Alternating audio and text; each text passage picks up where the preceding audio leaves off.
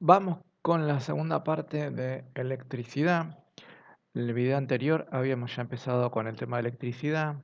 Yo te expliqué que se llama electricidad a los fenómenos producidos por las cargas eléctricas en la materia y habíamos visto la vez pasada aquellos fenómenos que están relacionados cuando las cargas están quietas, están estáticas y a eso llamábamos electrostática.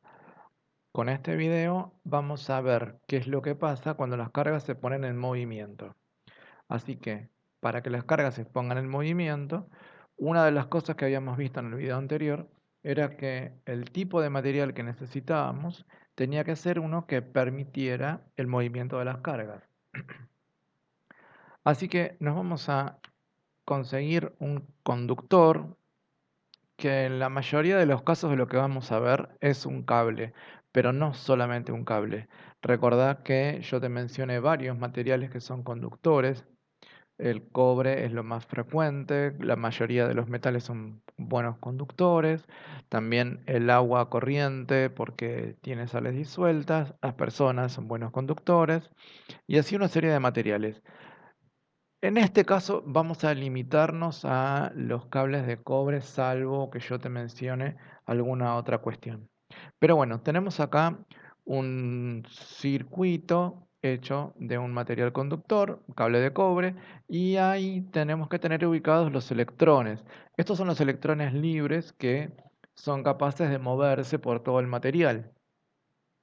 Pero lo que vemos es que no se están moviendo, están quietecitos porque no tienen ninguna fuente de energía que les permita empezar a moverse. Cualquier cosa que se mueva necesita un aporte de energía para producir este movimiento. Bien, así que vamos a darles una fuente de energía, le ponemos una pila y esta pila lo que va a hacer entonces es poner estos electrones en movimiento. Para que se pongan en movimiento hay que darles energía. Entonces, a medida que los electrones atraviesan la pila empieza a llenarlos de energía y cuando están con energía se desplazan a lo largo de todo el circuito. Genial. Ya tenemos nuestro primer diseño electrodinámico. Tenemos un conductor, una pila y los electrones están moviéndose y no sirve absolutamente para nada. Digo, los electrones felices y contentos que están dando vueltas alrededor del conductor, pero como seres humanos decimos, bueno, aprovechemos esto para algo. Y entonces, si bien esto es lo mínimo necesario para que haya electrodinámica y hay diseños que solamente tienen esto, en su momento por ahí podríamos llegar a ver algún otro, pero para aprovechar esto lo que vamos a hacer es ponerle a un dispositivo que aproveche el movimiento de electrones. Ahí tenemos. Le conectamos una lámpara con todo el dispositivo portalámpara y entonces cuando los electrones empiezan a recorrer la lámpara, lo primero que va a pasar es que la lámpara se empieza a llenar de energía y finalmente esta energía de la lámpara la va a liberar como luz. Ok, bien, ahora sí está funcionando. Tenemos un circuito electrodinámico con un dispositivo para aprovecharlo. Con respecto al dispositivo, si pensamos que es la lámpara es un coso que ilumina, fantástico. Para iluminar lo que hace es mandar energía lumínica al ambiente y esa energía no la fabrica la lámpara, la está recibiendo de algún lado. Lo que hace es recibir esta energía eléctrica porque está transportada por los electrones, la transforma en energía lumínica y la larga al sistema, perdón, la larga fuera del sistema, la larga al ambiente. O sea que lo que tenemos como la lámpara es un dispositivo que lo que hace es transformar energía de una forma en otra, ¿sí? Este transformar energía es, toma energía eléctrica y la libera como energía lumínica, pero entonces yo te estoy diciendo que libera energía lumínica y esa energía provino de la batería. Así que la energía lumínica que está sacando la lámpara se la quitó a los electrones. Y los electrones que ahora salen de la lámpara, los miramos ahí abajo, ahora salen con menos energía, terminan de dar toda la vuelta. Cuando llegan a la batería les provee energía de vuelta, se vuelven a cargar y volvemos a empezar. Fantástico, está funcionando y lo mejor que lo estamos entendiendo. Em, entonces, estos electrones los vamos a asumir algo así como si fueran carriers, transportadores de energía. Cada uno de los electrones pasa por la batería, se llena de energía, va a la lámpara, le entrega la energía y vuelve otra vez a buscar más. Y en esto consiste la electrodinámica. Este movimiento de electrones, sí o sí, es un transporte de energía y nada más.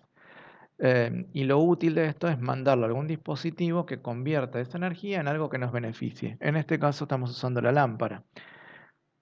Fantástico, pero ¿y esto hasta cuánto puede durar? Porque si seguimos así, la lámpara que está sacando energía todo el tiempo, a la batería la va a terminar vaciando de energía. Y cuando la batería no tenga más energía, no va a energizar más a los electrones, que se van a quedar sin energía, la lamparita se nos va a apagar y todo el circuito se detiene. Sin energía no hay movimiento. O sea que sin energía no tenemos circulación eléctrica. Ok, avanzamos ya un montón en conceptos importantes. Vamos a ponerlos en concreto. A ver, primero, cosas mínimas que necesitamos para tener un circuito eléctrico. Primero, hablamos de un conductor. El conductor, insisto, no siempre es un cable, puede ser cualquier cosa que permita el paso de los electrones. Un conductor. Necesitamos una fuente de energía que provea la energía para el movimiento de los electrones. Esta fuente de energía pone en circulación a los electrones alrededor del circuito y además vamos a tener un dispositivo para aprovechar todo esto al que llamamos resistor. Vamos con definiciones de cada cosa. Y el resistor lo que hace es sacar energía del sistema. Súper importante, me está olvidando. Vamos con definiciones de cada cosa. Hablamos de fuente. Es un dispositivo que proporciona energía a los electrones del conductor. Las fuentes de corriente continua se llaman pilas o baterías y las fuentes de corriente alterna son las centrales eléctricas. No vayas a pensar que la fuente de energía es el tomacorriente que está en la pared. No. Esa energía viene de un cable que viene de las torres de alta tensión, que viene de las centrales eléctricas. Así que las centrales eléctricas es una fuente distante de corriente alterna. Un comentario recontramínimo de la diferencia entre corriente continua y corriente alterna. Hay mucho para hablar de estos dos, pero en todo el desarrollo que vamos a hacer hoy, todo el tiempo, salvo algunas excepciones que te voy a marcar, todo el tiempo vamos a estar hablando de corriente continua, que se puede representar como este movimiento de electrones que yo te estaba diciendo. O sea, corriente continua es, pasa un electrón por la fuente, se carga de energía, va hasta el resistor y le entrega la energía y vuelve. Cuando hablamos de corriente alterna, los electrones en realidad no se llegan a desplazar. Los electrones hacen una especie de pasamanos de energía. Si te imaginas todos los electrones de la red eléctrica, empezando por lo de la central eléctrica, los electrones que están en la punta del cable en la central eléctrica toman energía. Se la pasan al electrón de al lado. Para eso hacen un pequeño desplazamiento para alcanzar. ¿Sí? Ponele, están y se mueven hacia la izquierda y le pasan energía a su electrón que estaba a la izquierda. Se mueve a la derecha para tomar otra vez energía. Se mueve a la izquierda para entregarla. Derecha la toma, izquierda la entrega. Y así cada uno de todos los electrones de toda la red eléctrica.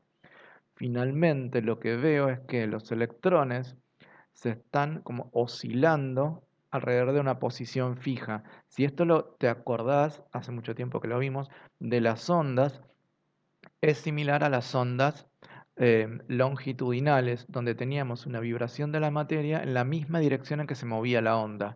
Bueno, la corriente alterna funciona de esa manera. La corriente alterna es una onda de energía que se basa en la vibración de los electrones. Cada electrón toma y pasa, toma y pasa, toma y pasa todo el tiempo la energía. Bien. Para el caso, lo que vamos a ver nosotros, lo podemos asumir como corriente continua en la que se desplazan los electrones transportando energía, como con corriente alterna donde la energía se desplaza y los electrones apenas si vibran, ¿sí? Porque lo que voy a considerar como corriente eléctrica, en realidad, lo que nos interesa es el desplazamiento de la energía en sí. Sí es, porque los electrones se la pasan unos a otros, o porque el electrón se la lleva puesta tipo mochila y avanza, nos da lo mismo. La corriente eléctrica es el desplazamiento de la energía. Avanzamos un poco más. Hablamos del conductor. Es un material que permite el paso de los electrones y esto está puesto a propósito en forma bastante amplia porque no voy a poner acá el cable, sino cualquier cosa que permita el paso de la energía. Finalmente el resistor, que esta palabra es nueva y por ahí suena rara, un resistor es un dispositivo que convierte la energía eléctrica que traen los electrones en otra forma de energía y la libera al ambiente o produce algún tipo de trabajo. Ejemplos de esto, lámparas como la que vimos recién. Motores, los motores toman energía eléctrica y la transforman en energía mecánica de movimiento, lo que llamamos energía cinética. Los parlantes, que lo vimos en ondas, toman energía eléctrica y la transforman en un movimiento también de una membrana que producía la compresión del aire. Así que en el fondo los parlantes también transforman energía eléctrica en energía mecánica. Las pantallas digitales, en realidad en el fondo es igual que las lámparas, toman energía eléctrica y la transforman en energía lumínica que la libera al ambiente. Las estufas eléctricas toman energía eléctrica y la transforman en radiación electromagnética que transporta calor. Esto lo vimos cuando vimos calorimetría, conducción, convección, radiación. Bueno, las estufas eléctricas trabajan por radiación. Así que las estufas eléctricas que emiten radiación, esa energía la tomaron de la eléctrica. Bien, tres conceptos importantes. Avanzamos un poco más entonces. A ver. Parámetros electrodinámicos. Esto significa cuáles son las variables que vamos a considerar y vamos a medir para caracterizar este comportamiento de la materia cuando tiene cargas en movimiento. Para esto vamos a tomar estos tres elementos de recién y cada uno de los tres está asociado a un parámetro electrodinámico específico. La fuente la asociamos con la tensión, el conductor lo asociamos con la corriente eléctrica y el resistor lo asociamos con la resistencia. Estos tres, en anaranjado, verde y rosa, son los parámetros electrodinámicos. Definimos cada uno. Tensión, que en algunos lugares también la vamos a encontrar como fuerza electromotriz o tenía otro nombre que ahora no me puedo acordar, tensión, em, es la cantidad de energía que transporta cada electrón. Y a ver, vamos con conceptos que son fundamentales para que te los acuerdes.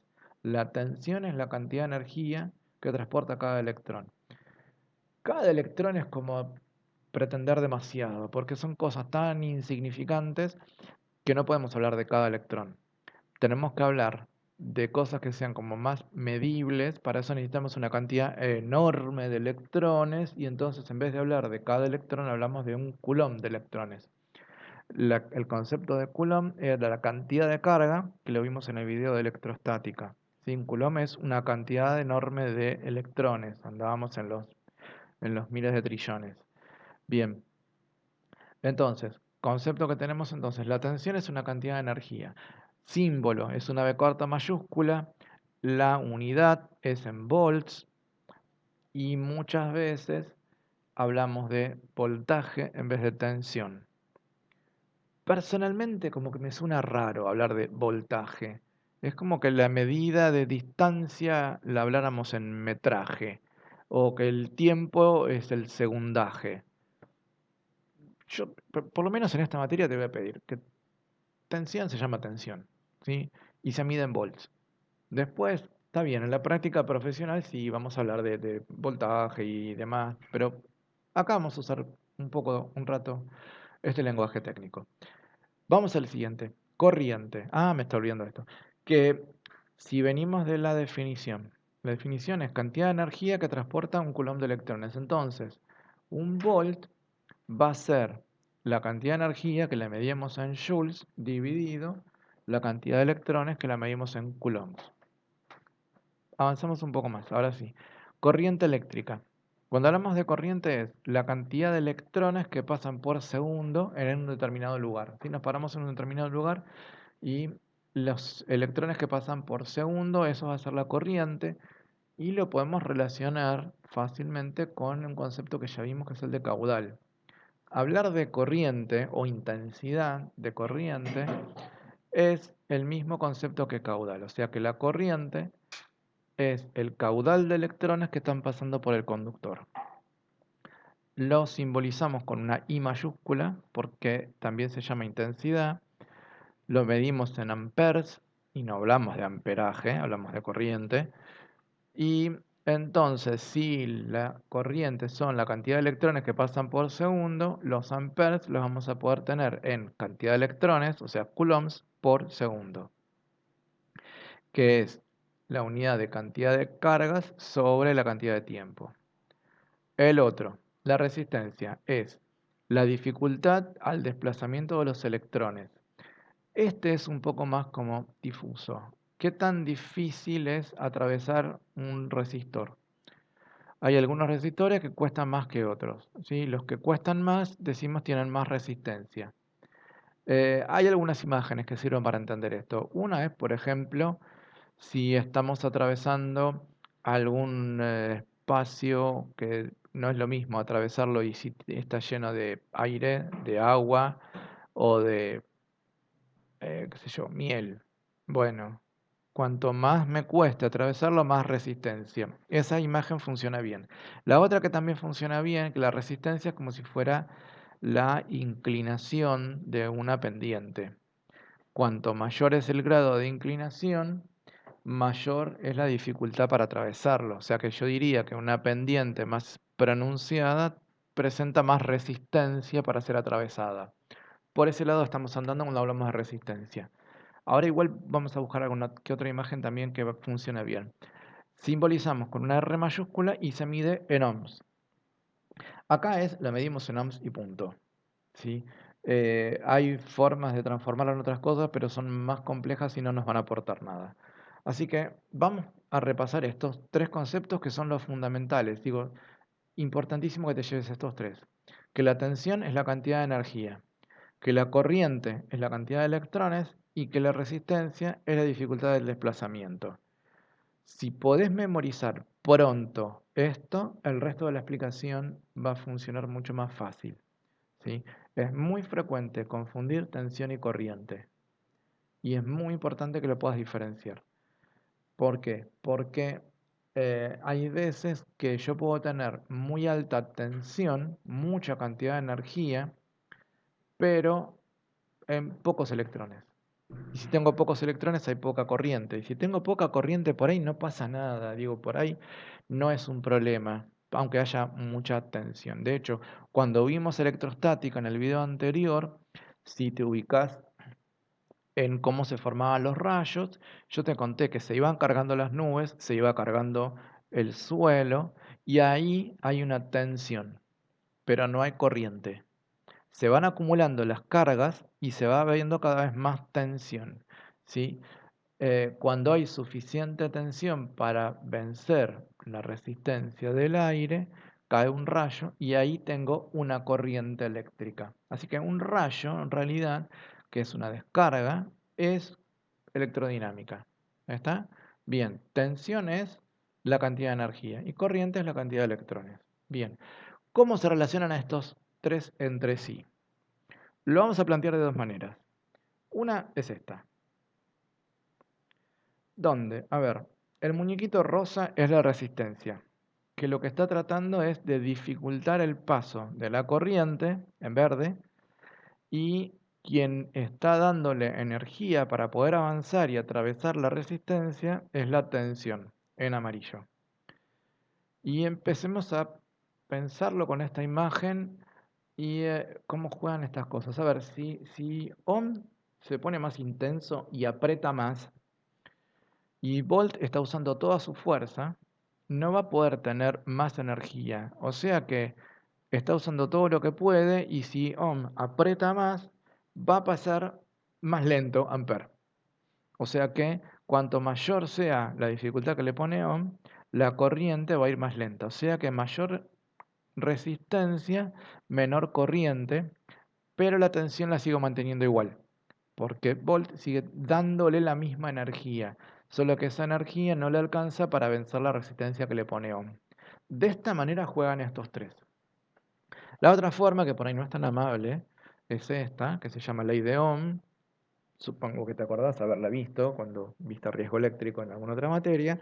Y decimos que la tensión es igual al producto entre la corriente y la resistencia.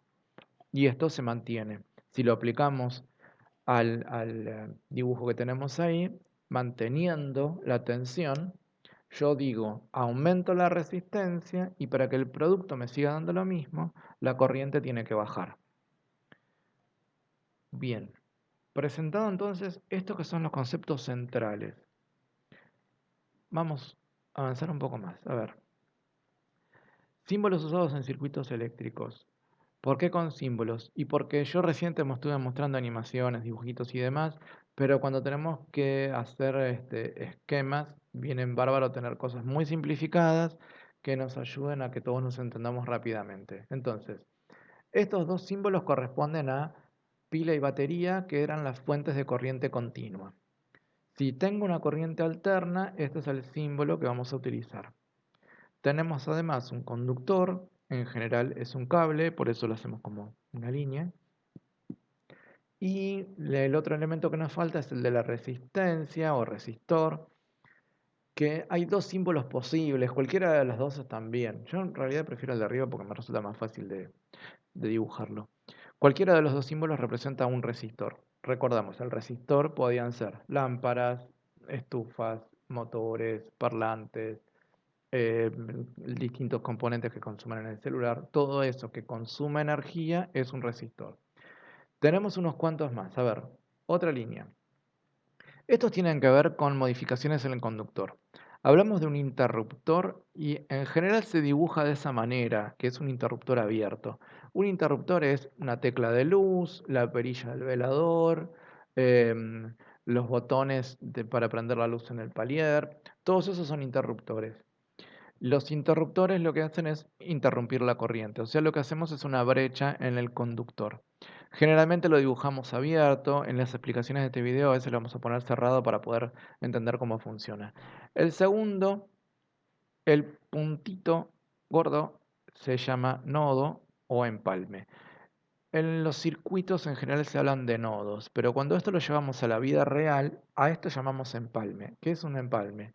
Tenemos un cable y lo que hacemos es pelarle una parte del plástico entre medios y supongamos que tengo un cable que está pasando por una boca de inspección, por una caja, no importa, no tengo los extremos, ¿sí? Tengo solamente la parte del medio. Bueno, cortamos un poco del plástico, se lo retiramos, agarramos otro cable del que yo sí tenga el extremo, lo pelamos y entonces vamos a tener a la vista los metales de cobre de los dos.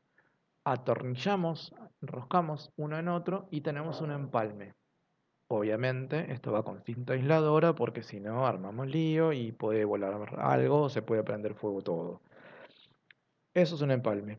Y una derivación es el camino que sale lateral. O sea, a ver, tenemos así el conductor, que nosotros no teníamos los extremos, le pusimos un empalme acá con un bodoque de cinta aisladora y sacamos una derivación, ¿sí? Porque estoy dándole un camino alternativo a la electricidad, estoy derivando la electricidad. Cualquier nodo va a ser que me abre al menos una derivación. La tercera imagen de esta línea es un cruce de conductores. ¿Qué quiere decir? Que acá no se están tocando. Si yo esto lo viera en la vida real, es un cable al lado del otro, pero no se están empalmando. En algunos esquemas vos vas a ver que pasan las líneas, vos decís, ¿y están tocando o no? Bueno, para que haya un empalme, tiene que haber un nodo, el circulito gordo de recién. Este otro es un fusible. Un fusible. La función que tiene el fusible es de fundirse. De ahí que se llamen fusibles. Em, Me va a servir para que no se fundan los cables. En ciertas condiciones que lo vamos a desarrollar en el video, un conductor, un cable puede levantar temperatura a tal punto que se termina derritiendo. Ponemos un fusible para que cuando levante temperatura se derrita el alambre del fusible, que es fácilmente cambiable, y de esa manera evitamos que se funda toda la instalación. Siguiente línea, esto tiene que ver con dispositivos que les ponemos a los circuitos o a la instalación. El de la izquierda es un tomacorriente. Hay varios dibujos para tomacorriente, yo voy a usar este en particular. Un tomacorriente es donde enchufamos una ficha, ¿sí? Acá sí voy a usar también lenguaje técnico. El tomacorriente son los agujeritos que están en la pared. Y el enchufe es la ficha, es lo que metemos adentro del tomacorriente. Siguiente, lámpara. No es un ventilador como me suelen decir, es una lámpara. Así que las lamparitas que puse antes las reemplazaríamos con esta imagen. Motor, bueno, nada, no hay mucha explicación. Conectamos un motor que empieza a dar vueltas y esas vueltas las podemos usar para 200.000 cosas. Le metemos un ventilador, a eso sí sería un ventilador, un torno, una máquina que con una correa hacemos mover algo, 200.000 cosas. Los otros dos, disyuntor diferencial y termomagnética. De esto vamos a hablar al final del video.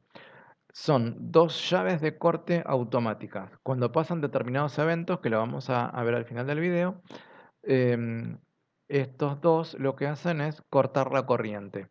Y si cortan la corriente, o sea, interrumpen la circulación, yo tengo que decirte que estos también los tenemos que asumir como interruptores. O sea, tienen un dibujo diferente del interruptor que te puse ahí en la línea del medio a la izquierda. Pero también son interruptores, lo único que son interruptores automáticos. El dibujito del interruptor que está en el medio a la izquierda es un interruptor manual. Y estos son interruptores automáticos. Bueno, empecemos a usar esto. Circuitos eléctricos y te voy a explicar las leyes de Kirchhoff. Yo sé que suena feo, pero no es tan complicado y de hecho es bastante razonable. Primer esquema que hacemos con los dibujitos de recién. Tenemos una batería y un conductor y un solo resistor. Bien, este circuito lo vamos a analizar con dos cosas. Vamos a analizar qué pasa con los electrones, o sea, vamos a estar viendo qué pasa con la corriente y vamos a estar viendo qué pasa con la energía, o sea, con la tensión. Primero, los electrones que los tenemos en la batería circulan, como te mostré al principio de este video. La batería se cargan, pasan por el resistor, pasan de largo y vuelven a empezar. Importante, que vamos diferenciando corriente y tensión. Los electrones pasan por el resistor, le entregan energía y salen. O sea, todos los que entraron por el resistor también salen. Los electrones en definitiva están como confinados adentro del circuito, no tienen forma de salir. La única forma de que un electrón salga de acá, uno o varios millones, es que pongamos en contacto otro conductor. Solamente pueden salir por los conductores. O sea que si yo tengo acá un circuito cerrado, los electrones están confinados adentro del circuito. Bien, ahora, ¿qué pasa con la energía? La energía, se cargan de energía los electrones en la batería y cuando llegan al resistor, parte de la energía la entregan, la sacamos del circuito o de la instalación eléctrica, por lo tanto, los electrones que salen van a salir con algo de energía, porque en realidad si no, no se pueden mover, pero con mucha menos energía, hasta que vuelven a la batería y vuelven a cargarse otra vez de energía. Bien, cosas mínimas que tenemos entonces en los circuitos y diferenciamos la corriente de electrones y la tensión o energía. Bien, ahora, ¿qué pasa si en nuestro circuito tenemos varios resistores? ¿Sí? Le pusimos varias lámparas en serie. Perdón, sí, me estoy salteando un paso. De esto hablamos cuando se trata de un circuito en serie. Circuito en serie es cuando yo tengo todos los resistores en la misma línea. Y lo vamos a poder entender bien si pensamos la corriente de electrones. Los electrones salían de la batería y recorren todo el circuito. Cuando yo tengo un circuito en serie, todos los electrones pasan por todos los resistores. Porque no tienen escapatoria, digo, no hay un camino alternativo para donde escaparse de esto. No les queda otro que pasar por todos los resistores. Así, cuando tenemos un circuito en serie, todos los electrones pasan por todos los resistores. Ahora, ¿qué pasa con la energía? Ay, siempre me salta alguna cosa. Bien, le vamos a poner nombre que lo vamos a pensar ahora en un momento. Ponemos nombre por lo siguiente. A ver, em, hablamos de corriente de electrones. Los electrones que pasan por la batería, yo te digo, ahí tengo a todos los electrones. Y eso significa que es la corriente que pasa por la batería. La corriente que pasa por la batería es, con la I mayúscula, la corriente total. Y esta corriente total, como todos los electrones pasan por todos los resistores, es la misma que voy a tener en el primer resistor, en el segundo y el tercero. Cuando tengo un circuito en serie, toda la corriente es igual en todos los puntos. Todos los resistores reciben la misma corriente. Bien, ahora sí, vamos con la energía. ¿Qué pasa con la energía? Los electrones se cargan de energía en la batería y cuando llegan al primer resistor entregan parte de energía, lo que les resta van al segundo, entregan un poco más, con lo que les resta van al tercero, entregan un poco más y vuelve a cargarse en la batería. Más o menos lo mismo que antes, pero con más resistores, o sea que vamos perdiendo más energía por el camino. La cuestión es que cuando llegan a la batería los vuelve a llenar de energía. ¿Cuánta energía les va a dar? Bueno, les va a dar toda la energía que tiene. ¿Sí? Supongamos, tengo una batería de 1,5 volts. Bueno, les va a entregar 1,5 joules por cada coulomb de electrones, que era la definición que yo te di de volt. ¿Sí? Cantidad de energía por cada conjunto de electrones. Entonces, em, los electrones, esa cantidad de energía que les entrega la batería, la terminan gastando a lo largo de todo el recorrido. O sea que yo podría pensarlo de esta manera. Ese 1,5 volt que se cargaron los electrones, los pierde cuando pasan por el R1, el R2 y el R3, y entonces la cantidad de energía total que pierde va a ser la suma de la energía que pierde en cada uno de los tres resistores. Y es la misma que le entrega la batería. Así que decimos esto, que la energía total de la batería va a ser igual a la energía que se pierde en cada uno de los tres resistores sumados. La suma total de energía es igual a la carga total que le damos cuando pasamos por la batería. Y con esto más o menos estamos, pero hay algunas otras formas de plantear cómo poner tres resistores.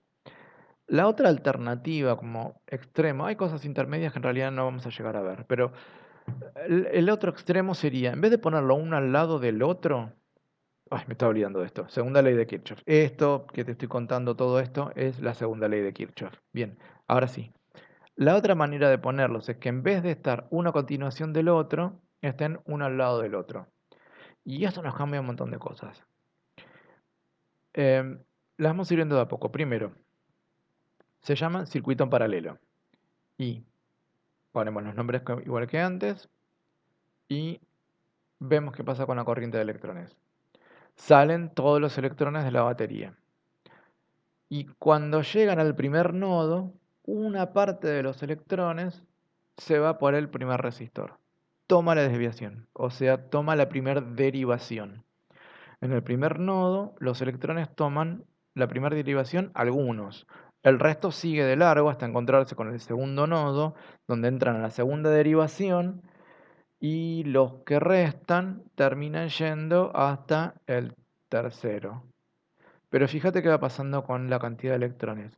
Como esto es un caudal y es la cantidad total de cositos que están circulando por adentro del cable, cuando llegamos a la primera derivación, parte de estos electrones se van y el total que yo tenía de principio bajó. Y eso va a pasar en cada derivación. Tenemos acá tres derivaciones, entonces el caudal de electrones va disminuyendo en cada una de las derivaciones. O sea, que en cada derivación yo tengo cada vez menos corriente, que era el caudal de electrones. ¿Cómo seguimos con esto? A ver, de la tercera derivación pasaron todos los electrones que pasaron por el tercer resistor, tienen que volver. Cuando llegan al siguiente nodo se encuentran con los electrones que están volviendo del segundo resistor, se juntan y entonces aumenta la corriente. Esta corriente se encuentra con los electrones que están saliendo del tercer resistor, del primero en realidad, y entonces ahora ya juntamos toda la corriente de vuelta, que era la misma que teníamos cuando estábamos en la batería. ¿Cómo anotamos esto? Vamos a decir que la corriente total es igual a la suma de las corrientes que pasan por cada uno de los resistores. A ver, la corriente total es la que está pasando por la batería o la que tenemos apenas salimos de la batería. Y como derivamos y vamos repartiendo los electrones en cada derivación, Si yo sumo la cantidad de electrones que pasó por la primera, la segunda y tercera derivación, tengo el total. Y eso es lo que estamos anotando. Que el total de electrones es el conjunto de corrientes que se fueron bifurcando. Vamos con la parte de energía. Y tenemos que volver a recordar la definición. La tensión es la cantidad de energía que transporta un coulomb de electrones. Pero vamos a volver a la idea original porque nos va a servir mejor. Es la cantidad de energía que transporta cada electrón. O sea que un electrón llegó a la batería le entregó 1,5 volts. O sea que este electrón está completamente cargado de energía. Este electrón, ¿sí? El electrón de al lado y todos los demás, cada uno tiene toda la energía que puede. Entonces, cuando llegamos al primer nodo, yo tengo una bifurcación de electrones, pero cada uno de los electrones se va con toda su carga de energía. Entonces, como la tensión es la cantidad de energía por cada electrón, cuando yo entro en la primera derivación, la tensión no baja. Yo no estoy repartiendo la energía, yo estoy repartiendo los electrones. Y la tensión es la cantidad de energía de un electrón. Cambiar para un camino o cambiar para el otro camino no cambia la cantidad de energía que tiene un electrón. Así que en cada derivación yo lo que me voy a encontrar es que la energía es la misma. ¿Sí? Entonces, en este circuito, la tensión es la misma en todas las derivaciones, porque la tensión es la cantidad de energía de un electrón. Y si siguió de largo o si tomó la derivación, la cantidad de energía que mantiene es la misma. Ahora, cuando llegan estos electrones al resistor, decíamos que le entregan energía al resistor, el resistor la disipa al ambiente y los electrones que van a pasar de largo, estos sí tienen menos energía. Pero fíjate que yo puse todas las flechitas iguales, no las junté como hice con la corriente, porque es otra vez la cantidad de electrones, perdón, la cantidad de energía de un electrón y cada electrón tiene su energía y punto. Por más que se junte con otros electrones, yo sigo pensando cuánta energía tiene un electrón.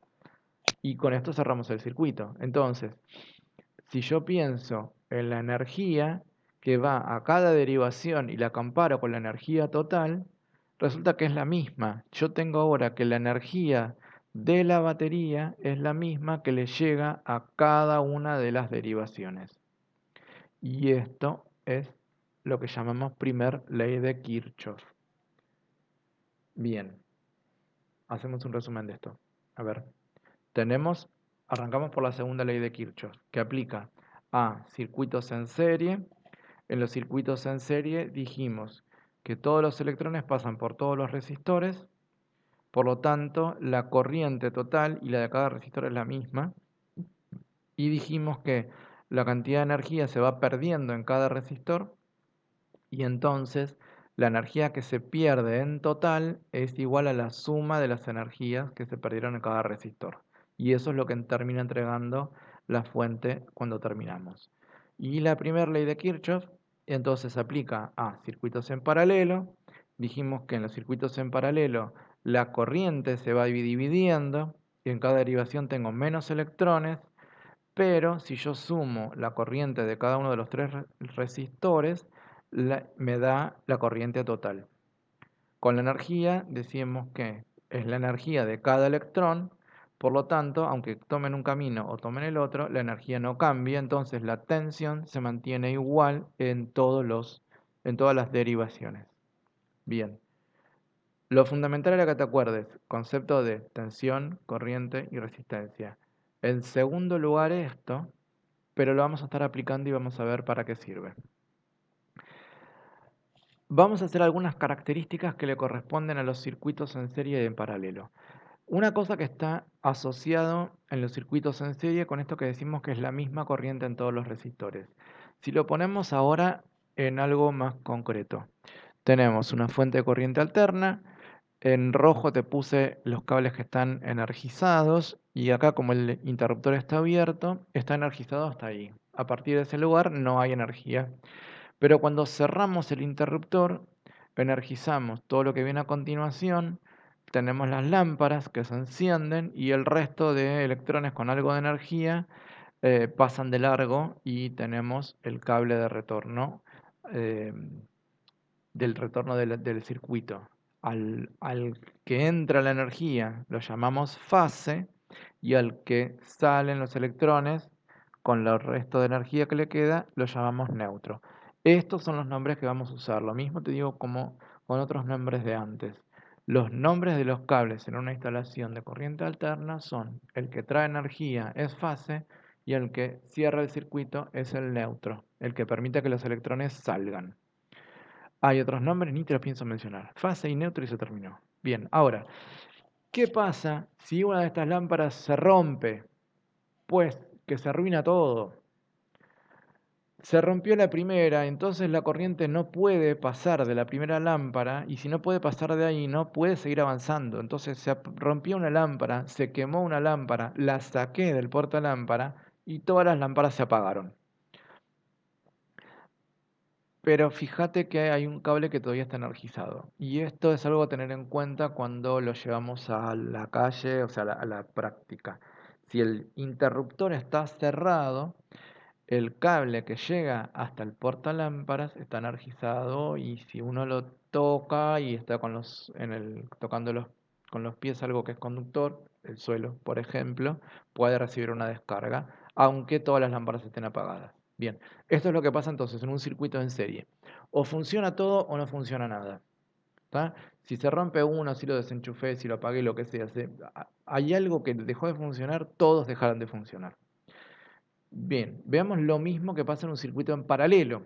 ¿Cómo planteamos un circuito en paralelo? A ver, lo tenemos así, primero hay que pensarlo un poco, a ver, entenderlo. Venimos con fase, llegamos al interruptor, seguimos con el conductor, el cable, tenemos la primera derivación. Si yo sigo de largo del nodo, llego a la primera lámpara. Esta lámpara tiene su propio neutro que hace su propio empalme con el neutro que retorna toda la cantidad de electrones. De la primera derivación salgo a la segunda y acá tengo otro nodo. Me voy por el camino lateral, llego a la segunda lámpara que tiene su propio neutro, vuelven a empalmar al neutro general.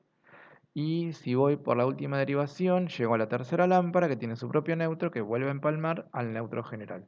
Bien, tenemos una fase de entrada, un neutro de salida, pero entre medio yo hice derivaciones, o sea, sacamos caminos laterales de la fase y confluimos, retornamos todos los electrones al neutro en conjunto.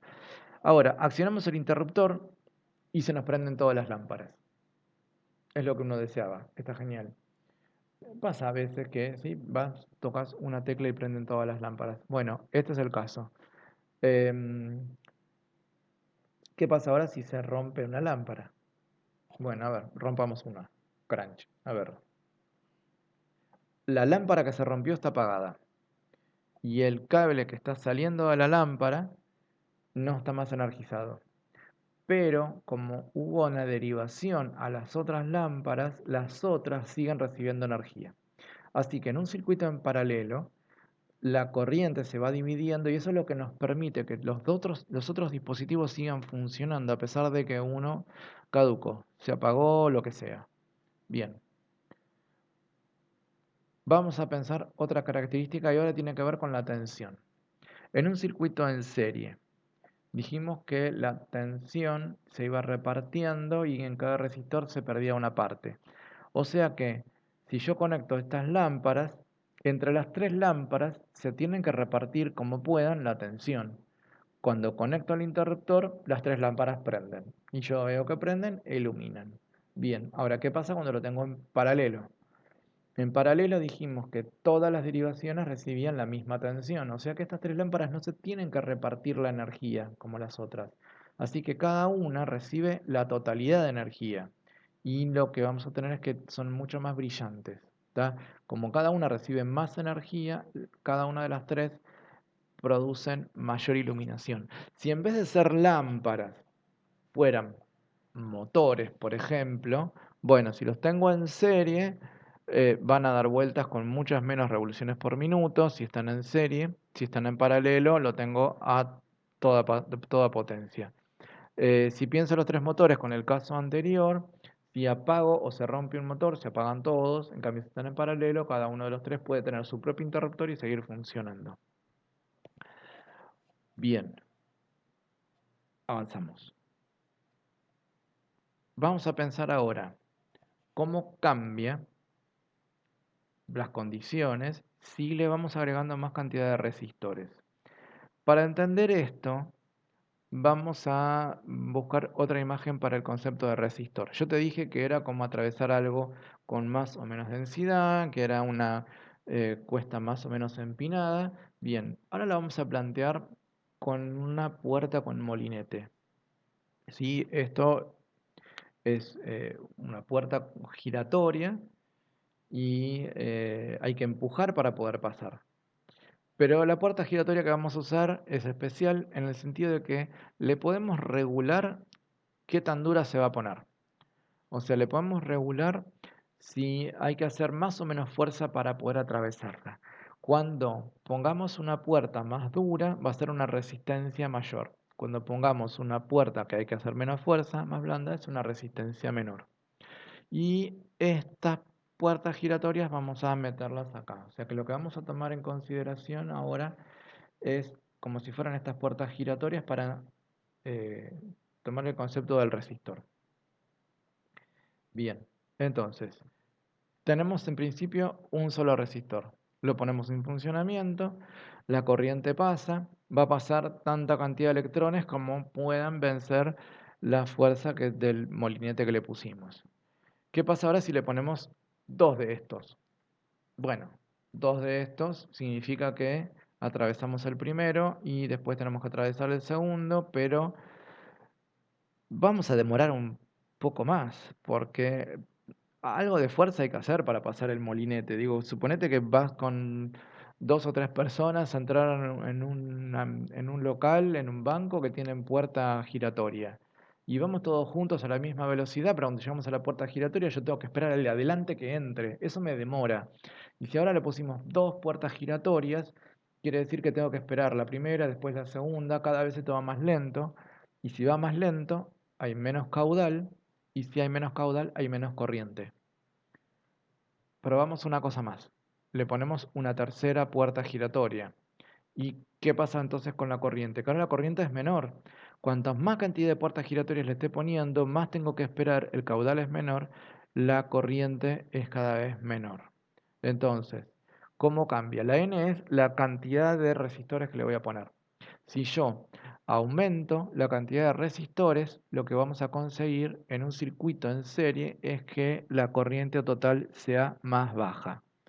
Insisto, en un circuito en serie, cuantos más resistores le enchufamos, hay menos corriente. Vamos a ver qué pasa ahora con un circuito en paralelo. Planteamos en principio lo mismo, tenemos que hacemos circular los electrones, van a pasar los que puedan por esta puerta.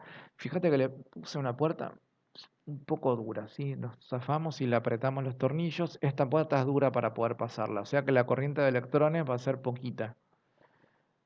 ¿Qué pasa ahora si le ponemos dos puertas giratorias? Es verdad que el total de resistencia es mayor, pero en realidad, si yo voy con un grupo de amigos y me encuentro que la puerta del banco tiene dos puertas giratorias, la verdad que acelera el paso, por más que sean duras, porque nos repartimos, algunos entran por una puerta, otros entran por la otra puerta. La cuestión es que ahora el caudal va a ser mayor, porque yo al llegado a este lugar puedo repartir, algunos van por una puerta, otros van por la otra, entonces esto se acelera. Así que, como se acelera, hay más cantidad de electrones que pasan por segundo, entonces aumenta el caudal y aumenta la corriente. Fíjate qué importante. Cuando tengo un circuito en paralelo, si yo le pongo otro resistor, en realidad estoy bajando la resistencia que me está oponiendo pasar de un lado a otro. Más todavía, ponemos tres resistores, estoy abriendo una puerta más, duros, blandos, me da lo mismo a esta altura. Digo, por más que los tres sean durísimos, al tener tres puertas de acceso, son tres lugares para atravesar. Por lo tanto, la corriente va a ser cada vez mayor. ¿sí? Si yo voy poniéndole más cantidad de resistores, voy permitiendo más lugares de paso y entonces voy aumentando la corriente. Y esta es la conclusión que sacamos. Cuando tengo un circuito en paralelo, al aumentar la cantidad de resistores, aumenta la corriente, justo al revés que el circuito en serie. O sea que si yo tengo un circuito en paralelo y le voy enchufando lámparas, le voy enchufando motores, le voy enchufando lo que sea, cada vez está circulando más cantidad de corriente. Bien, esto nos lleva a pensar un concepto más general que es el de resistencia equivalente. A ver, y esto es importante, siempre me salteo alguna cosa. Si yo sigo enchufando cosas, puedo llegar a tener una posible sobrecarga. ¿Sobrecarga qué significa? Que le estoy dando demasiado caudal de electrones para lo que puede soportar el cable o el conductor que estoy poniendo. ¿Está? Pongámosle, estoy frente al banco que tiene las tres puertas y estoy haciéndole cada vez pasar más gente, aumenta mucho el caudal. Bien, finalmente le estoy haciendo entrar tanta cantidad de gente adentro del banco que en el fondo algo va a tener que romperse porque la gente siga entrando. Está en una sobrecarga, lo que va a pasar es que em, los- la corriente está haciendo cada vez más cantidad de corriente por dentro de los cables y entonces yo tengo una especie de avalancha de electrones que van a producir un daño en la instalación. En un rato te voy a contar cuál sería ese daño.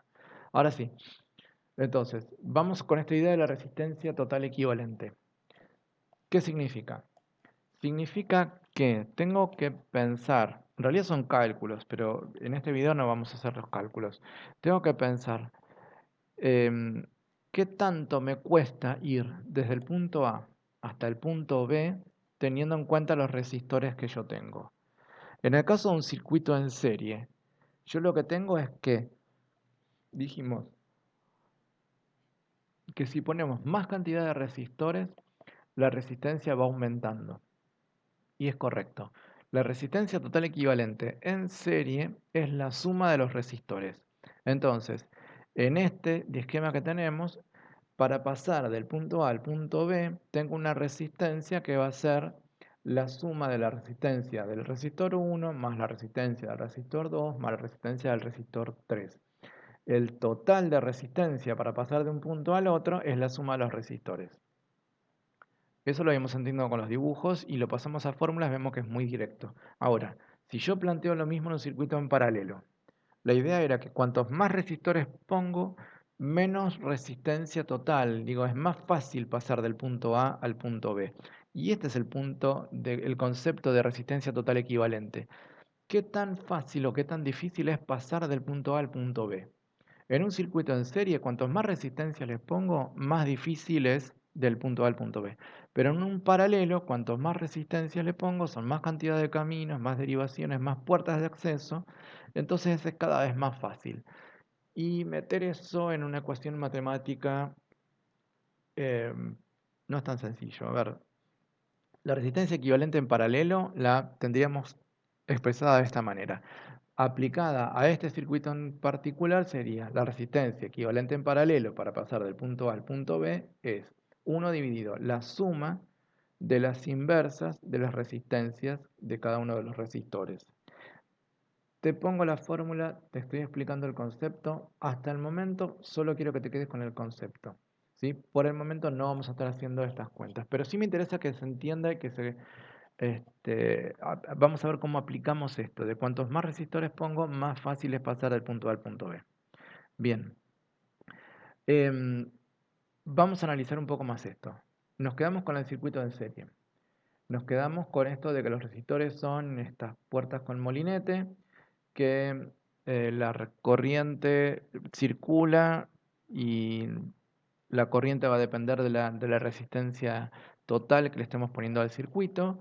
Y ahora, lo que concluimos es que como yo estoy sumando todas las resistencias, en el caso de la resistencia en serie, la resistencia total es mayor que la mayor de las resistencias. ¿Por qué? Suponete que la 1 valga 10 La 2 vale 2 y la 3 vale 2 también. Así que es 10 más 2, la resistencia equivalente total acá sería de 14. Y 14 es mayor que 10, que te dije que era la más grande.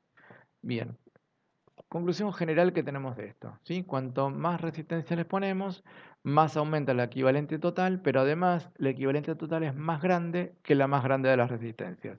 Ahora, ¿qué pasa si yo tengo este circuito y a una de las puertas le aprieto más los tornillos y le aumento la resistencia?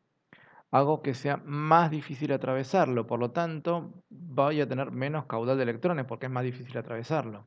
¿Tá? Al contrario, si a esta resistencia, a esta puerta, le aflojo las tuercas y la hago más blanda, es más fácil de atravesar, voy a tener más cantidad de electrones que están atravesando y por lo tanto hay más caudal de electrones, más corriente. Anotamos esto entonces. Si la resistencia aumenta, disminuye la corriente. Y quedamos con esto de recién, que la equivalente total es mayor que la mayor de las resistencias. Así que esto de aumentar la resistencia tiene un impacto bastante grande en un circuito en serie. Ahora, cuando yo disminuyo, resulta que el efecto en realidad es menor. Porque si yo bajé la primera, pero las otras dos no las toqué, la equivalente total no se va a modificar tanto porque va a depender de la suma de las tres. Así que la corriente, si bien va a aumentar, no va a aumentar tanto. Vemos qué pasa ahora con los circuitos en paralelo. Teníamos entonces estas derivaciones. Cada una de las derivaciones van a tener una división de la corriente y cuando se van juntando, se acumulan otra vez todos los electrones. Teníamos esta fórmula, la aplicamos de esta manera para este circuito en particular y si hiciéramos los cálculos, no lo vamos a hacer en este momento, lo que notaríamos es que el equivalente total siempre resulta ser menor que la menor de las resistencias. O sea, si teníamos 10, 2, 2, el equivalente total en paralelo va a ser menor que 2. Si tuviéramos resistencias, si la de 10 yo la aumento, igual la de 2 sigue estando, la resistencia total equivalente va a seguir siendo menor que 2. ¿Sí? La resistencia más chica es la que como que me pone un techo. No, nunca voy a estar más arriba que la resistencia más chica. Bien, ¿qué pasa ahora si aumentamos una de las resistencias? Bueno, en realidad va a pasar poco, porque yo aumento esta resistencia. Viene la corriente de electrones cuando llega al primer nodo y en la primera derivación dicen, bueno, un par de amigos se quedan en esta puerta y dicen, bueno, yo voy a pasar por acá, pero la verdad que la puerta está durísima.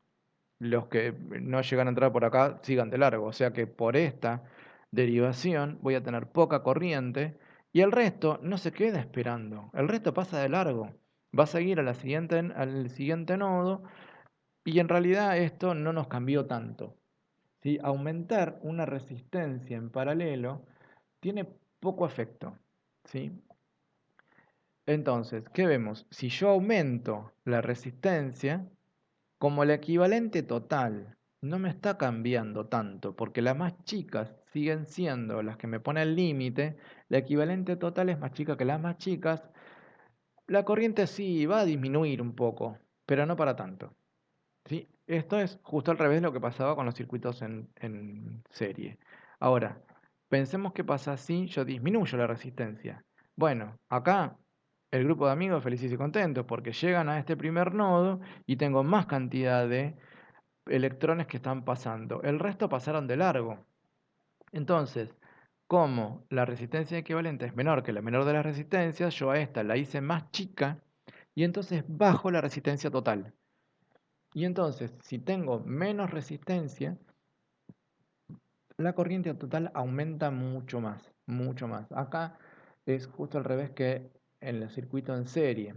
Si yo bajo la resistencia, tengo mucho impacto con la resistencia, con la corriente total. Aumenta muchísimo la corriente total. Hay un caso particular, un caso extremo que te quiero contar en esta situación. Es el caso donde tenemos este circuito y yo le voy a mandar una puerta sin molinete. O sea, le estoy mandando un conductor sin resistencia. No le puse ningún resistor entre medio. O sea, ¿cómo funcionaría esto? Tengo el circuito y agarré un cable y lo empalmé, arriba y abajo. Entonces, ahora, pasar del punto A al punto B es mucho más fácil. Porque viniendo con el grupo de amigos, tengo este conductor que es de resistencia cero. Viniendo con el grupo de amigos, tengo una puerta abierta, sin molinete, sin ninguna resistencia, un agujero en la pared. Todo el mundo se va a mandar por acá. El resto, muy poquitito, se va a ir por las otras. Y entonces, ¿qué significa esto? Que el caudal de electrones aumenta muchísimo y se aumenta tanto cuando tengo un camino con resistencia cero, la corriente se va al infinito. Infinito es una forma de decir, en realidad se va a valores tremendamente grandes. Estamos hablando de miles de amperes, miles de amperes. Cuando la corriente, por ejemplo, máxima en una casa y como mucho puede andar en 20, 25 amperes. Acá estamos hablando por ahí de 35.000 amperes. Se me fue al corno, ¿sí? Y este caso, cuando yo tengo un conductor que no tiene nada de resistencia, es lo que llamamos cortocircuito. Y se llama cortocircuito porque es muy descriptivo, es cortar camino, digo, le mandé un atajo, ¿sí? Le mandé un atajo del punto A al punto B, corté camino, todos los resistores sí siguen estando ahí, pero la verdad que nadie le da mucha atención. Bueno, pasamos. Vamos a ver algo sobre instalaciones eléctricas. Trayendo todos estos conceptos que vinimos trayendo, viendo hasta acá, instalaciones eléctricas, un par de conceptos. Primero, todos los resistores están en paralelo.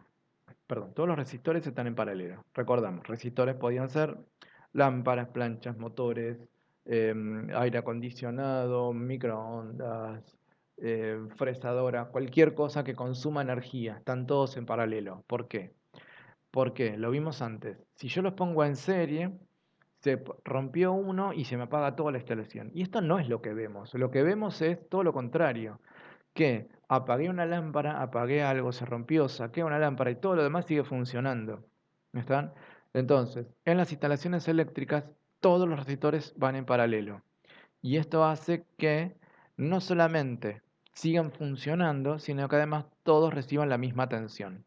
En Argentina, en esta parte del planeta, la tensión que recibimos es o 220 volts o 380 volts si es una trifásica. Bueno, esa tensión la van a recibir todos los resistores porque están todos en paralelo.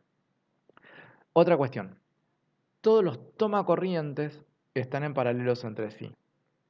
Antes de entender por qué están en paralelos entre sí, vamos a entender cómo es un tomacorriente por dentro. A ver, diseño esquemático de cómo sería un tomacorriente. ¿Sí? Acá tenemos el frente, lo que vamos por fuera de un tomacorriente con los agujeritos. Este es uno de los tomacorrientes que más odio porque ninguna ficha entra acá. Tenemos que poner adaptadores, pero no importa. Sirve para lo que vamos a entender. Tenemos los dos agujeritos. Las patas de la ficha entran por acá y van a parar a dos contactos metálicos que están acá adentro. Esos contactos metálicos reciben fase, el cable azul, y el neutro, el cable marrón. Además tenemos una conexión de tierra, ¿sí? Te lo muestro como sería en la realidad. Es un cable de fase que se atornilla a este contacto. Cada contacto donde yo atornillo un cable, cada contacto que atornilla un cable se llama borne.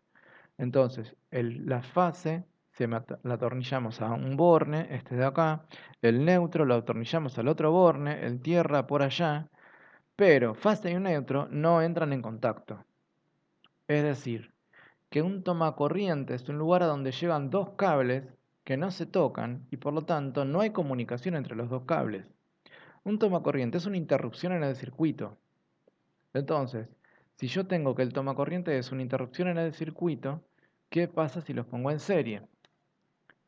Bueno, entramos con fase, venimos por el cable rojo que está energizado, llegué al primero y este fase lo atornillé al borne de la izquierda y al borne de la derecha le atornillé otro cable, pero la corriente no es capaz de pasar de un borne al otro porque no hay nada que lo permita puentearlo, o sea, no hay nada que le dé paso. Y yo seguí atornillando. Este cable lo atornillé al otro borne, otro cable atornillé a estos bornes de acá, finalmente el último lo conecté al neutro que va a querer salir. ¿Cómo hago para que funcionen estos tomacorrientes? A ver, voy, enchufo Enchufo la secadora de pelo en el primero. Pruebo, no anda. Lo dejo ahí. Voy y enchufo un velador en el segundo. Pruebo, no anda. ¿Por qué no anda y por qué todavía no cerré el circuito? ¿Sí? Voy y enchufo, no sé, a ver, la batidora eléctrica la enchufo en el tercer tomacorriente. Pruebo y recién ahí todo se puso a andar a la vez. ¿Sí? La secadora de pelo, el velador y la batidora eléctrica, todo prendió a la vez cuando yo prendí el último. ¿Por qué? Porque es la única forma de que se cierre el circuito. La corriente eléctrica vino de fase, ¿sí? Dio la vuelta por el secador de pelo, pasó, dio la vuelta por el velador, pasó, dio la vuelta por la batidora eléctrica y recién ahí yo cerré el circuito. Ahora, como está puesto, ninguno va a tener la potencia que necesita, porque están compartiendo los 220 que yo le estoy trayendo por fase. Los tomacorrientes no funcionan así. ¿Sí? No solamente tengo que enchufar algo en todos para que todo funcione, sino que además tengo que prender todo, porque yo todo enchufado así como estaba, apagué la secadora de pelo y todo se apagó. Corté la circulación de corriente otra vez. Para eso es que los tomacorrientes los conectamos en paralelo. Entonces, yo no necesito enchufar todo en todos lados. Cada uno, cada uno de los tomacorrientes tiene su propio fase y neutro, y entonces yo enchufé el secador de pelo acá y cerré el circuito. Fase, secador de pelo, neutro, me fui. Y los otros dos no hace falta enchufar nada. Por eso, los tomacorrientes siempre se ponen en paralelo. Más cosas sobre instalaciones. Todos los interruptores van en serie con los resistores. A ver, ¿cómo sería? En serie yo tengo el interruptor puesto ahí, cerré el interruptor acá, la lámpara prendió. Abrí el interruptor, la lámpara se apagó, porque el interruptor interrumpía la circulación de corriente. Fantástico, es lo que queremos. ¿Qué pasa si esto lo pongo en paralelo? Pues resulta que la corriente viene de fase, llegamos a un nodo, por un lado derivan la lámpara se prendió, cierro con neutro y me fui con el neutro general. Listo, la lámpara está prendida. Ahora, si yo la quiero apagar, no tengo nada para apagarla, porque el interruptor está en la otra derivación. Por más que yo cierre este interruptor acá, la corriente va a seguir pasando por la lámpara. Si yo lo abro, la corriente sigue pasando por la lámpara igual, la lámpara siempre está prendida. Entonces, es lo que se llama conexión directa, sin interruptores. Ahora, el interruptor de este lado no solamente no me sirve para prender y apagar la lámpara, sino que además cuando yo cierro este interruptor, pongo en contacto la corriente que venía de fase, pasamos el interruptor cerrado y resulta que se encontró con el neutro. Y eso es un cortocircuito. Cortocircuito que te mencionaba antes era que hago un camino de fase a neutro, del punto A al punto B, sin que haya resistores entre medio. Entonces acá el interruptor cerró y conectó directamente fase con neutro y produjo un cortocircuito. Los interruptores siempre van en serie, porque si no, no funcionan y porque si no, producen un cortocircuito. Otra. Todas las llaves de corte automático, termomagnética y disyuntor diferencial están en serie entre sí y con los resistores. Esto tiene sentido, sobre todo con lo que te conté recién. ¿Por qué? Yo te había contado antes. Termomagnética y disyuntor diferencial son interruptores automáticos. Entonces, si yo los pongo en serie, como deben ir, después te explico por qué el disyuntor tiene que estar con fase y neutro. Esto no es un cortocircuito. El disyuntor tiene que tener fase y neutro. La termomagnética puede o no, aunque por ley tiene que tenerlo. Bien, pongámosle que esto es lo mínimo que tengo que tener. A ver, lo tengo en serie. Tengo el interruptor de la diferencial, el interruptor de termomagnética, el interruptor manual y la lámpara. Ya está, todo cierra y funciona. Si tenemos algún fallo en la instalación, la termomagnética, por ejemplo, salta la termomagnética y acá adentro corta la corriente. Entonces, por más que yo tenga el interruptor cerrado, la lámpara no recibe más corriente porque se cortó adentro de la termomagnética. ¿Sí? De esta manera funciona porque la termomagnética sí me cortó la corriente de toda la instalación. Ahora, ¿qué pasa si lo ponemos en paralelo? Y tengo dos maneras de ponerlo en paralelo. Una sería esta, que las dos llaves están en paralelo con la lámpara. Y es el mismo caso que te mostré antes, donde yo tengo el interruptor en paralelo con la lámpara siempre está recibiendo corriente por su propio lado, y además estas dos llaves no hacen nada con respecto a la lámpara, pero además me generan un cortocircuito. Y el cortocircuito hace saltar a la termomagnética. Así que puesto así, cada vez que yo quiera accionar la termomagnética va a saltar porque yo mismo le estoy generando el cortocircuito. La otra manera es conectarlo de esta manera, donde los dos interruptores automáticos los estoy poniendo en paralelo. Y esta es re peligrosa. ¿Por qué? La lámpara está aparte, la lámpara está en serie, la lámpara está en serie con los interruptores, pero supongamos, hay un cortocircuito, ¿sí? Un cortocircuito hace que la termomagnética salte, corta la corriente en este lugar, pero la corriente deriva por el disyuntor y pasa de largo, le importa un corno, que la termomagnética ya ha cortado y entonces sigue teniendo corriente la lámpara y toda la instalación. Y si en la instalación hubo un cortocircuito, la termomagnética saltó, pero el disyuntor le sigue dejando pasar corriente y yo tengo un cortocircuito en marcha. Y eso puede provocar un incendio. ¿Está? Por eso, los interruptores, todos los interruptores, los manuales y los automáticos, siempre van en serie.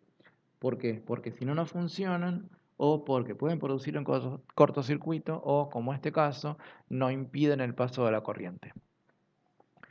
Bien, pantallazo rápido de lo que tenemos de instalaciones eléctricas. Avanzamos a otro tema más. Efecto Joule. Efecto Joule a veces es para odiarlo, a veces es para amarlo. Depende cómo esté puesto, depende si decimos usarlo o no. A ver, primero, ¿qué es? Efecto Joule se llama efecto Joule al calor que se libera de un material conductor cuando una corriente eléctrica pasa a través de él. O sea, tenemos un conductor, pasa la electricidad a través de este conductor y aparece calor. ¿Sí? Esto es el efecto Joule en sí. El conductor se va calentando cuando le está atravesando la corriente eléctrica. Se puede explicar como un efecto secundario del paso de los electrones al pasar por dentro del conductor. No es exactamente, pero es como si los electrones friccionaran con el material conductor y esa fricción genera calor y ese calor es lo que estamos sintiendo por fuera del conductor. ¿Tá? En realidad no tiene nada que ver con eso, pero mecánicamente funciona de esta manera. Entonces, la cantidad de calor que se libera es proporcional a la cantidad de corriente. Digo, por eso está buena la imagen de que es por fricción. ¿Por qué? Porque yo si tengo más cantidad de corriente, hay más fricción, se libera más cantidad de calor. Y este calor, la última parte, produce la elevación de temperatura del material. Ahora, ¿qué puede producir esto? Digo, se va calentando, en invierno me viene bien, pero si yo estoy calentando un cable, pueden pasar cosas incómodas como esto que estoy mostrando acá, donde primero levantó temperatura y se fundió la cobertura plástica del cable. em, y si se funde la cobertura plástica, pueden entrar en contacto dos metales entre sí, produciendo un cortocircuito. Y si tenemos suerte, la temperatura sube tanto que se funde el metal y se corta el cable y entonces deja de circular corriente y bueno, se empieza a enfriar. Efecto Joule está pasando por este lado. Entonces, a ver, ¿en qué situaciones se podría producir este tipo de cortocircuitos donde el efecto Joule vendría a producir estragos? Porque si yo le dejo pasar demasiada corriente. Sí, vamos primero por este lado. Yo decía, la cantidad de calor es proporcional a la corriente. Bien, la cantidad de calor es proporcional a la corriente. Se puede producir esto de dos maneras. A ver, un caso es por sobrecarga. Sobrecarga yo te había contado que era cuando poníamos demasiados resistores. Si yo tengo una instalación en paralelo, que es lo que estamos hablando, una instalación eléctrica siempre están en paralelo, a medida que yo enchufo más cosas, tengo más cantidad de corriente.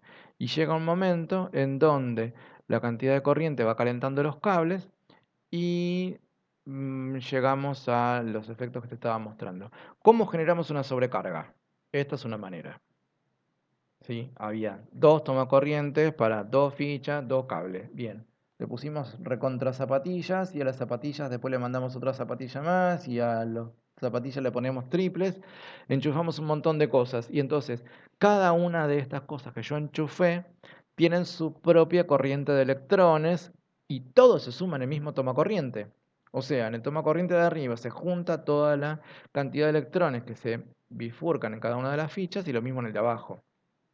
Bien, otra situación es, bueno, no hago esto, ¿sí? Por cada toma corriente pongo una sola ficha, ¿sí? En una ficha conecto el aire acondicionado, perdón, en un toma corriente conecto el aire acondicionado, en otro enchufo el microondas, en otro pongo el horno eléctrico y además nos ponemos a trabajar con una secadora industrial, una pistola secadora, y después ponemos otra más y le estoy metiendo a un circuito en paralelo, aunque yo haya puesto un dispositivo en cada toma corriente, tengo que pensar que todas estas corrientes individuales se juntan en el cable de entrada de la casa, o de la industria o del comercio, ¿sí?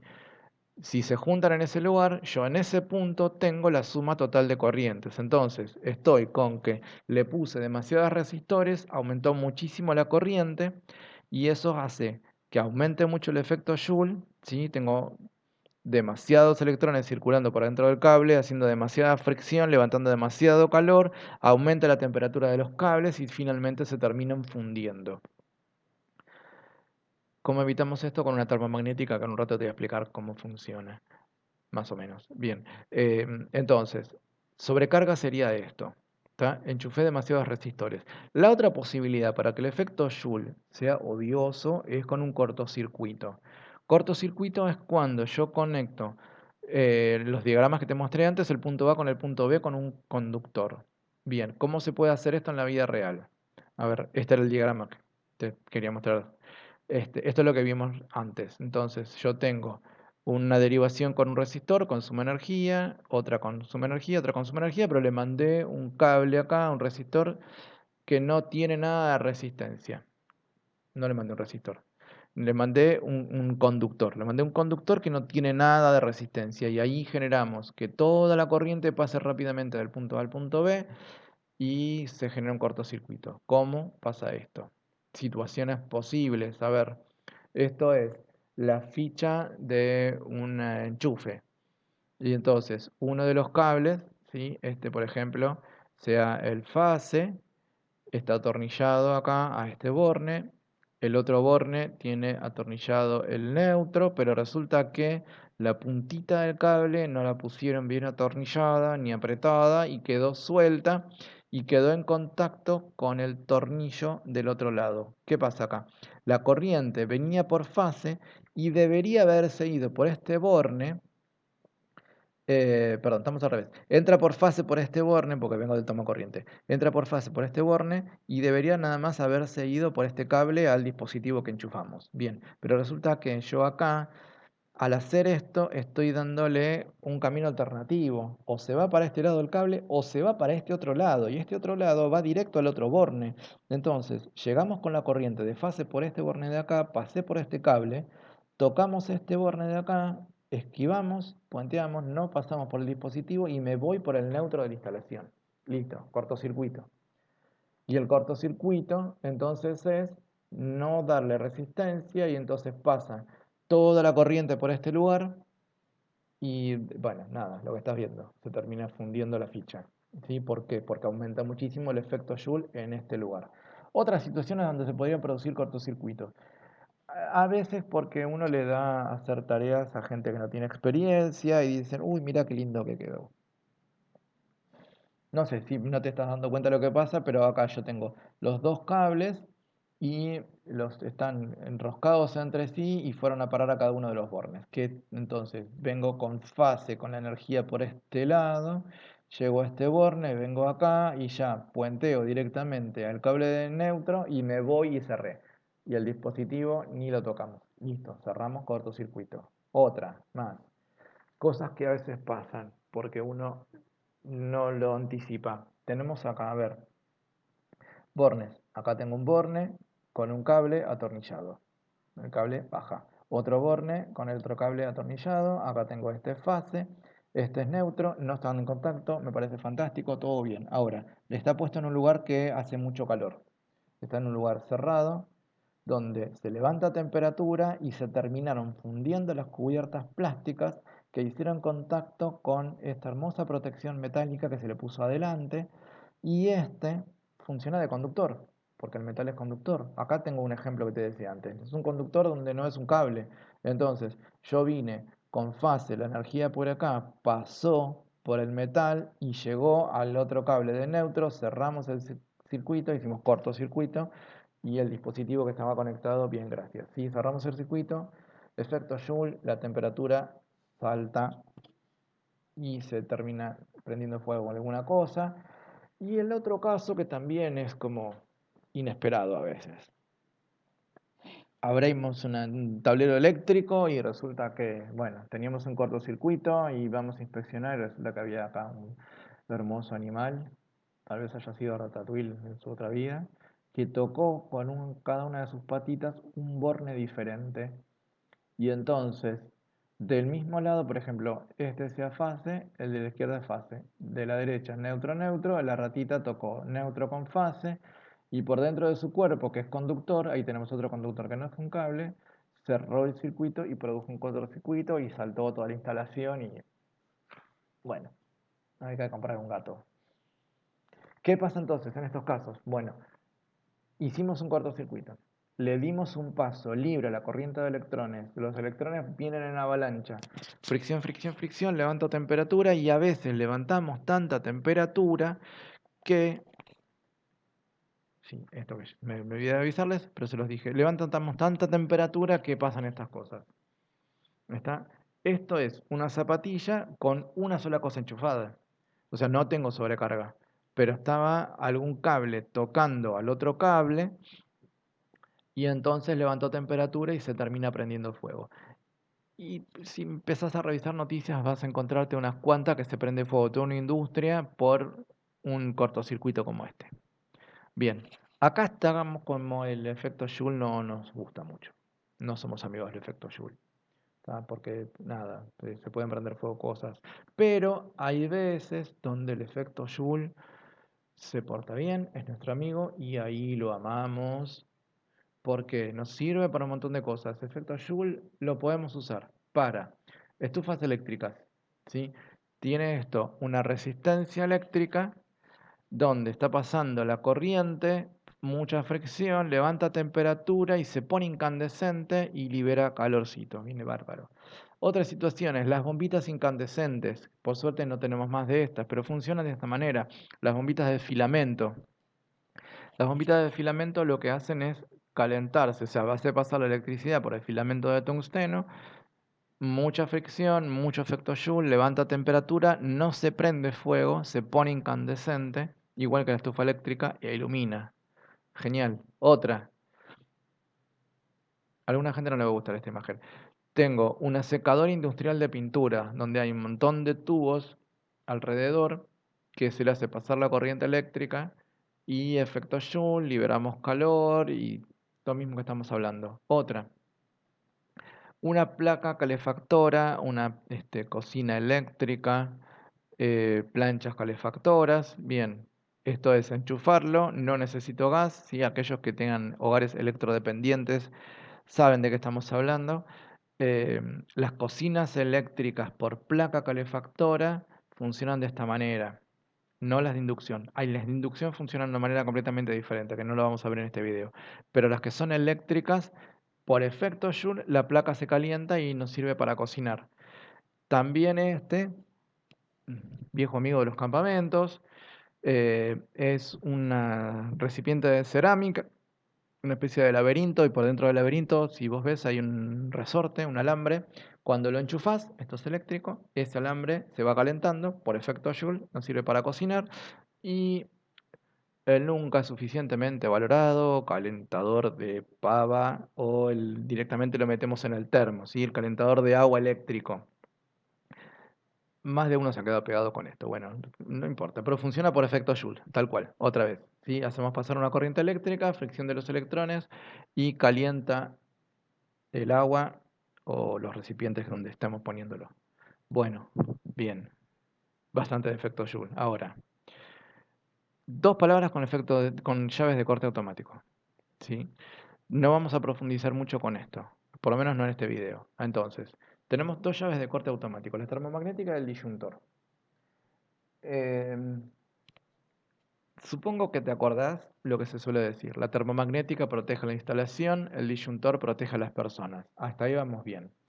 La termomagnética salta cuando hay un cortocircuito y el disyuntor cuando alguien mete los dedos en el enchufe. Hasta ahí vamos bien, pero nos quedamos recontra cortos.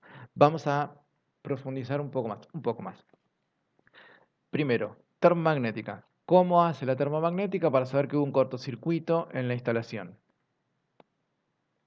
Bien, a ver, lo que hace la termomagnética que está al principio de la instalación no es detectar el cortocircuito. La termomagnética lo que hace es detectar la corriente. La termomagnética es sensible a la intensidad de corriente que pasa por el dispositivo. Lo que va a hacer es cortar la corriente cuando hay una elevación de la corriente. Por eso una termomagnética alcanza con que se lo ponga o en fase o en neutro. ¿Está?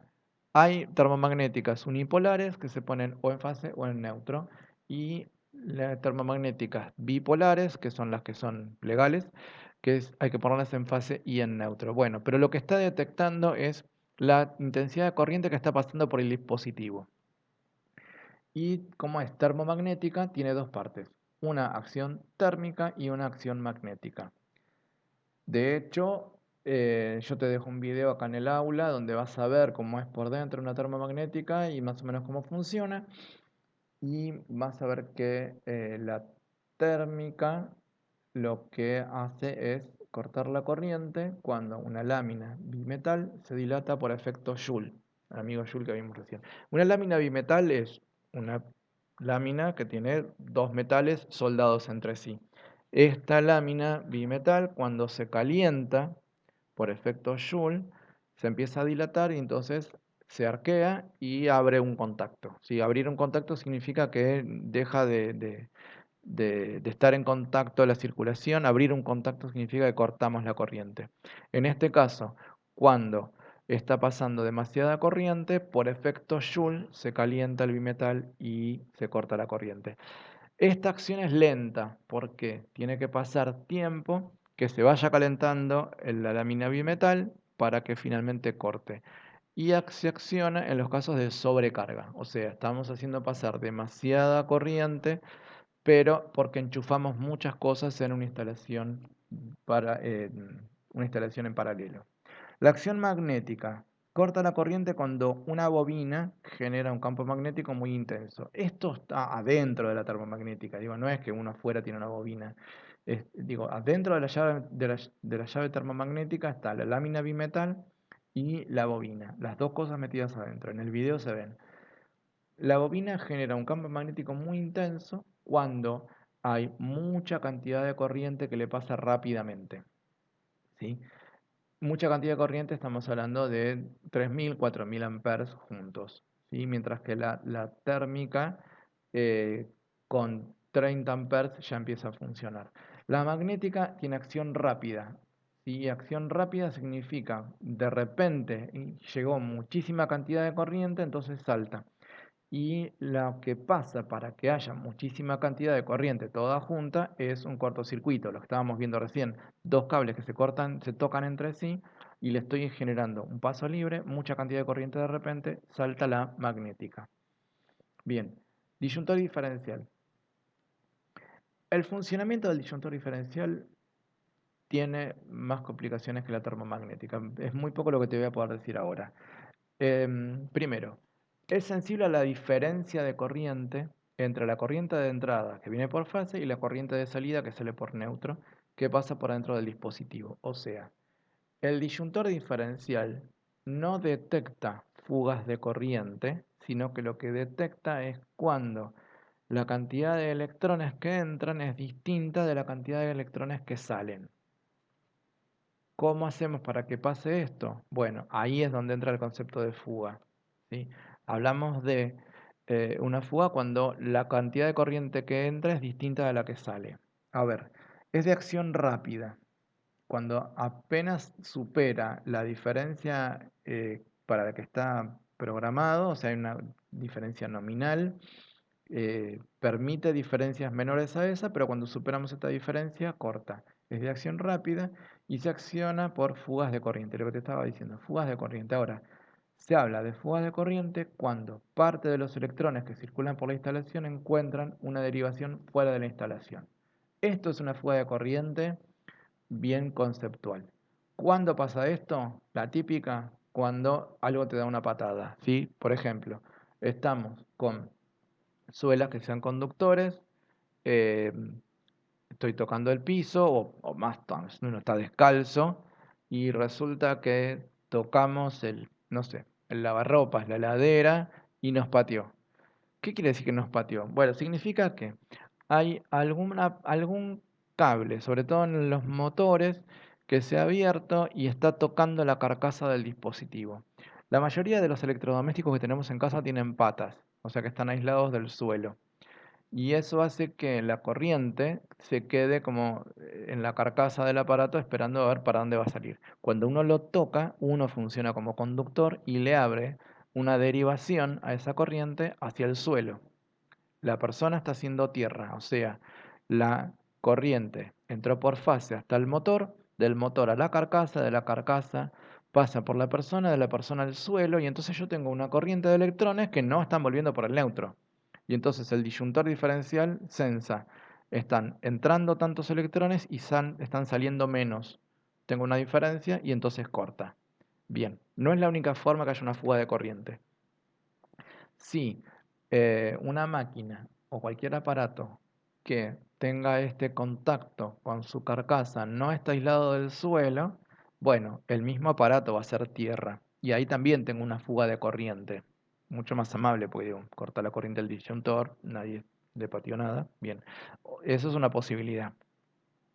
La otra posibilidad de que haya diferencias de corrientes sin que haya una fuga es que el disyuntor diferencial tiene un pequeño botón de prueba. El botón de prueba lo que hace es un mecanismo alternativo por dentro del aparato para que la corriente de salida vaya por otro lado. Digo, no le permite que sense la corriente que sale. Entonces el disyuntor dice, ah, y está entrando más que la que sale, y entonces salta. Bien, con esto ya tenemos bastante.